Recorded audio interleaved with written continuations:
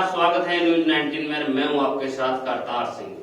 एक ऐसी खबर से हम आपको अवगत करवाएंगे, चौंकाने वाली खबर है, समझने वाली खबर है, समझ का फेर है। एक पति पत्नी से पीड़ित है। आखिर पत्नी पति से पीड़ित होती है, लेकिन यहाँ पर कुछ अलग अंदाज में आपको देखने को मिलेगा कि पति पत्नी से पीड़ित है। किस प्रकार पीड़ित है कि पत्नी यानी एक गैंग तैयार करती है और कुछ लोगों के साथ मिलकर किसी पर यानी झूठा आरोप लगाकर उनके ऊपर एफआईआर दर्ज करवाना और मुकदमा दर्ज करवाना, फिर बयान चेंज कर पेमेंट जो पैसा के रूप में लेकर और उनके साथ जो सेटलमेंट किया जाता है, उसका आज हम बड़ा खुलासा करने जा रहे हैं। उसी को देखते हुए एक हमने 2 दिन पहले भी खबर प्रकाशित की थी, उसमें साफ तौर पर पीड़ित पति ये कह रहा है कि यहाँ मुकदमा इस आदमी के खिलाफ किया और उससे इतना पैसा लेकर सेटलमेंट किया। लेकिन उसी को देखते जिस पर यानी खबर प्रकाशित की जा रही है, वो महिला कह रही है कि पति मेरे से दहेज मांग रहा है। आखिरकार दहेज का मामला ही नहीं है, मामला हनी ट्रैप की श्रेणी में आता है और हनी ट्रैप की खबर आपको न्यूज 19 बार अवगत करवा रहा है। और इसी को देखते हुए आपको पता है कि पीड़ित पति फिर आज हमारे साथ स्टूडियो में मौजूद है। क्या कुछ यानी कितने लोगों को ये महिला फंसा चुकी है, कौन कौन इसमें शामिल है, और बड़ा खुलासा पति खुद अपने मुंह से करेगा और पति को किस प्रकार बच्चों से यानी पत्नी ने दूर कर रखा है। देखिए, आइए न्यूज 19 पर। तो आखिरकार विजय जी क्या कुछ माजरा है, आप हमें बताएं। कविता जी आप पर एक दहेज का आरोप लगा रही है। मेरा नाम कविता मीना है। मेरी शादी को 11 साल हो गए हैं। मेरे पति ने अपने आप को बड़ा अधिकारी बता के शादी की। फिर शादी के 1 महीने बाद ही उसकी पूरी हकीकत का पता लग गया। फिर वो 1 महीने बाद से ही मुझे परेशान करने लग गया, दहेज के लिए प्रताड़ित करता रहा। पीठ जी सर, मैं पहले तो ये बता दूं, मेरी शादी 25 अप्रैल 2012 को। दहेज का जो ये मेरे ऊपर केस आरोप लगा दिए, ये बिल्कुल गलत है, बेबुनियाद है, जिसका कोई आधार नहीं है।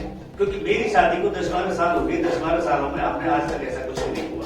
3 बच्चे भी हो गए। अगर मैं इसको प्रताड़ित करता या मारता, पीटता या दहेज मांगता तो हम हंसी खुशी नहीं रहते, खूब रहे, अच्छे से रहे, अच्छे मधुर संबंध रहे। लेकिन हमारी जिंदगी में एक ऐसा पर्सन जुड़ता है जिसका नाम बंटी उर्फ उमेंद्र पंचोली, निवासी भंडारी सिकंदरा जी, जो एक शिक्षण संस्थान है बजरंग, उसको चलाता है। कहते हैं कि शिक्षा मिलती है, कोई शिक्षा नहीं। इसने उस मेरी वाइफ कविता को इस तरह से बहला फुसला लिया, हमारी जिंदगी में जहर घोल दिया।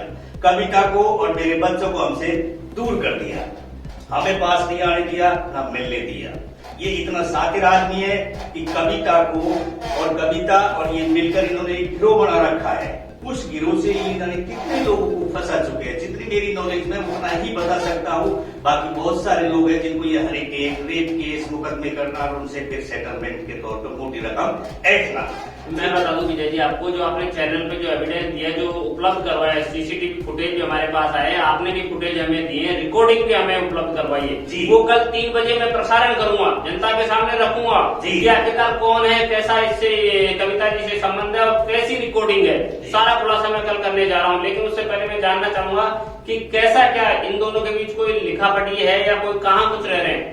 सर मेरे को ये भी पता लग गया है सर, अभी कविता मन्नत रेजिडेंस 88-404 में रह रही है इस बंटी उर्फ उमेंद्र पंचोली के साथ, जो इन्होंने क्या एक लिविंग रिलेशन का सर्टिफिकेट बनाया है, जो आप भी जानते हैं। और जितने भी ये लोग मुझे देख रहे थे, ये सोच सकते कि बिना तलाक हुए, बिना हस्बैंड की ऑथोरिटी के लिविंग रिलेशन रहना जायज नहीं, संभव नहीं है। वो गलत है, समाज में भी साफ गलत संदेश जाता है।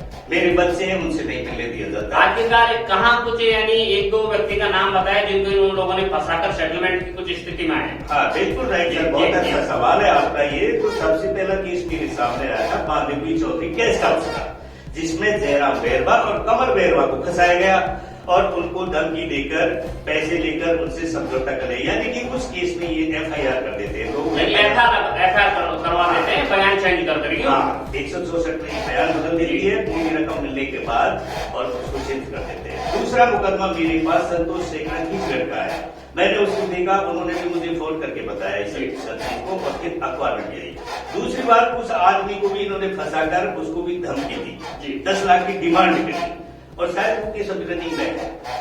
सेकंड और थर्ड मुकदमा मेरे सामने प्रतापगढ़ लालपुरा का आया। कोई सरकारी अध्यापक है कैलाश मीना जी, उसको फंसाया और उसका भी मुकदमा हनीटेप का चल रहा है। इन्होंने बहुत सारे लोगों को, उनको ये लोग धमकी देने पहुंचते, अलग इनका बहुत बड़ा गिरोह है। सर मैं एक खुलासा करना चाहता हूँ, सच्चाई के साथ करना चाहता हूँ कि आज राजस्थान में इनका सीकर, उदयपुर, भरतपुर सब जगह बड़ा बड़ा गिरोह बना हुआ है और मुझे ये लोगों से धमकी तक दिलाते हैं। और बंटी उर्फ भूपेंद्र तो इस तरह की बातें करता है जो मेरे साथ कह नहीं सकता कि मैं तेरी बीवी के साथ ये सो रहा हूँ।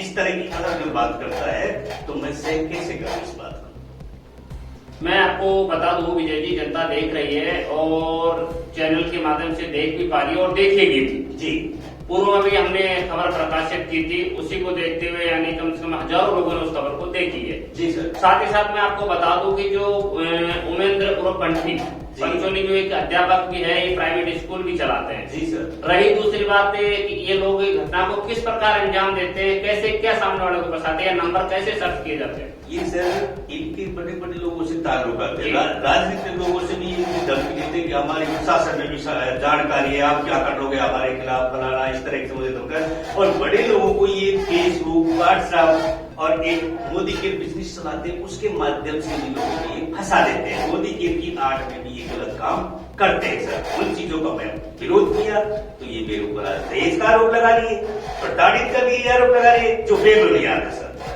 एक ही ये जो मोदी केयर का जो बिजनेस है, सुनने को मिलता है कि ये आपके नाम से आईडी बनी हुई है, क्या कुछ आपके साथ फ्रॉड हुआ? हाँ सर, ये आईडी भी मेरे ही नाम से थी, जिसने कविता ने खुद इसके गिरोह के लोगों से मिलकर और मोदी के कुछ रसूखदार लोग जिसमें एक खिलाफ कुछ नहीं कर सकता, उनसे मिलकर और खुद के नाम करा लिया, फर्जी साइन किए, फर्जी साइन की लेटर पैड बनाया और जो एमएससी सोडारा इसकी मोदी की ऑफिस है, उसके जो अधिकारी गए वो कविता के फेवर में, वो उनको कैसे फेवर में करती है अब आप जानते हो। ये ज्यादा दूसरा आरोप कविता जी ने आप पे ये लगाया कि आपने एक बड़ा अधिकारी, बड़ा बैंक में यानी कर्मचारी बताते हुए, अधिकारी बताते हुए आपने शादी की है, क्या ये सत्य है? सर बिल्कुल सर, बहुत अच्छा सवाल किया आपने। अब आप सर पहले तो ये सोचिए, अगर कविता और मैं एक दूसरे को शादी से पहले जाते हैं तो हम एक दूसरे की कमी खुशी सब कुछ जानते हैं, तो ये सबसे बेबुनियाद आरोप है कि अगर मैं बड़ा अधिकारी बनता या बड़ा अधिकारी होता तो इस तरह की घटना नहीं होती। ये सब इनके बेबुनियाद आरोप है। मैं कोई इस तरह का नहीं था, मैं प्राइवेट जॉब करता था, कविता खूब जानती थी, कविता शादी से पहले से ही मुझे जानती थी। ये इनके निराधार है जिनका कोई तथ्य नहीं, कोई आधार नहीं। ये सिर्फ मेरी आवाज को दबाने के लिए, हनीटेप के रेप केस मुकदमों को दबाने के लिए कि विजय मेरे सामने इस तरह के सवाल। ये इन जो घटना है, हनीटेप जैसी घटनाएं हैं, लोगों को फंसाते हैं, उनका आप उजागर कर रहे हैं, कविता को समझा रहे हैं, नहीं समझने के बाद भी आप इन खबरों को इन्हें उजागर कर रहे हैं। क्या क्या इन लोगों ने घटना को अंजाम दिया, कौन कौन इसमें शामिल है, उस आवाज को दबाने के लिए ये सब षड्यंत्र रचा जा रहा है। जी सर, बिल्कुल सही बात है, आपने ये भी मैं आपको बता दूं कि पहला मुकदमा बांधव की चौधरी गेस्ट हाउस की कहानी आप बता रहे हैं जी, दूसरी आप बीजगढ़ की कहानी बता रहे हैं, किराना व्यापारी जी सर, तीसरा प्रतापगढ़ टीचर की बता रहे हैं जी सर, चौथा एक बालाजी के पास कोई गांव है वहाँ पीटीआई की बता रहे हैं। हाँ। अन्य ऐसे तमाम जो आपने आज हमें यानी रिकॉर्डिंग उपलब्ध करवाई है, जो फुटेज उपलब्ध करवाई है, जो सेटलमेंट के साथ में जो इनकी वार्तालाप हुई है वो रिकॉर्डिंग आपने दी है, ऐसे तमाम 10 से 15 लोग और है, टोटल 15 से 20 लोगों को अभी तक इस हनीट्रैप के शिकार बना चुके हैं। लगभग कितने क्या कुछ इन लोगों ने पैसा ले चुके होंगे जनता से या इनको फंसाया? ये तो कॉन्फिडेंस के साथ कह सकता हूँ मैं, इन्होंने पैसा सबसे ले लिया है। बहुत से मुकदमे दर्ज नहीं हुए, दर्ज हो गए वो जनता के सामने आ गए, क्योंकि अगर ये लोग पैसा नहीं लेते तो इतना मैं भी जानता हूँ कि कविता जिस मन्नत रेजिडेंस 404 में रह रही है उसके पास इतनी बड़ी रकम कहाँ से आई, कहाँ से आई? ये सवाल आपके सामने और जनता भी सुन रही है, मुझे भी देख रही है कि सही बात है कि इतना पैसा कहाँ से आया। एक बड़ा सवाल है विजय जी, एक बड़ा सवाल है और जनता को लिए भी सोचने का यानी विषय है कि जब दहेज का जो पति पर आरोप लगा रही है, आखिरकार ऐसा उसके पास कुछ नहीं है, वो यानी बच्चों को कमा के नहीं खिला सकती या पति नहीं खिला रही है, जो आरोप वो लगा रही, तो आखिरकार ये 45 लाख का फ्लैट यानी एक गुलाबी नगरी में कहाँ से लिया, ये भी एक जांच का विषय है। बिल्कुल। रही दूसरी बात, जो सर्टिफिकेट जो सामने आ रहा है ये किस व्यक्ति का है? ये सर जो लिमिटेशन का इन्होंने सर्टिफिकेट बनवाया है कानूनी तौर पर वैसे भी गलत है सर। मेरी आत्मा कैसे कहेगी, ये बंटी और उमेंद्र पंचोली जी जो कविता के रिलेशन में रह रहा है और साथ में अभी भी फिलहाल मौजूद है, उसके साथ फ्लैट में ही रहता है। मैंने कविता को समझाया तो वो कहती है ये मेरे साथ ही रहेगा, बंटी बोलेगा वही मैं करूंगी। मैंने कविता को खूब सामाजिक तौर पर भी समझाया, समाज की मदद ली, लेकिन कविता ने वहां यस किया, बाद में उसी के साथ रह रही है। तो जैसे आपने देखा और सुना कि जो पत्नी ने पति पर जो दहेज का आरोप लगा रही है, बेबुनियाद आरोप है। अगर दहेज की ऐसी कोई मांग की जाती तो 9-10 साल ये संबंध नहीं चल पाते, रिश्ते नहीं नम पाते, 3 बच्चे नहीं हो पाते। और दूसरी बात जो ये जो गैंग बनी हुई है, हनी ट्रैप के जो लोगों को फंसाती है, उन सबका खुलासा कल 3 बजे न्यूज 19 पर मैं करने जा रहा हूँ। यानी कि न्यूज 19 खुलासा करेगा कि आखिरकार किन किन व्यक्ति के खिलाफ मुकदमा दर्ज हुआ, किन किन से यानी इन लोगों ने बयान चेंज कर यानी राजीनामा किया, और किन लोगों के खिलाफ अभी तक मुकदमा दर्ज नहीं हुआ, जिनसे लेकिन राजीनामा पैसों के मार्फत कर चुके हैं। सभी का फोनो मेरे पास है, रिकॉर्डिंग मेरे पास है। मैं कल बड़े तौर पे खुलासा करूंगा, तो जुड़े रहिए, बने रहिए न्यूज 19 के साथ। नमस्कार।